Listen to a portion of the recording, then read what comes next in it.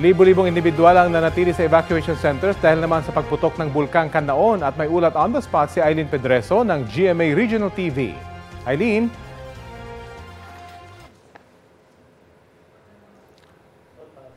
Go ahead, Eileen.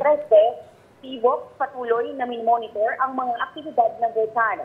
Patuloy ang pagbabantay ng Vox sa aktibidad ng Canlaon matapos itong pumutok kahapon ng madaling araw na nagbisita sa asphalt sa ilang lugar sa paligid nito. Sa ngayon ay wala namang naitalang bagong pagbuga ng abo na may kasamang usok sa bulkan, ngunit hindi pa rin inaalis ang posibilidad na muli itong pumutok.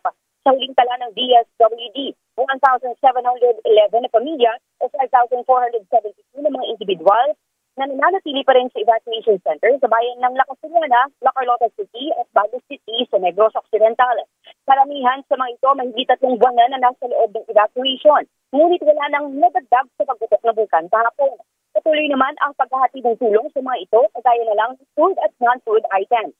Nananatili naman sa Alert Level 3 ang Mount Canlaon. Patuloy pa rin na ipinagpapayo ng health authorities sa mga apektadong residente na magsuot pa rin ng face mask at umiwas sa mga outdoor activities laban sa banta ng asphalt.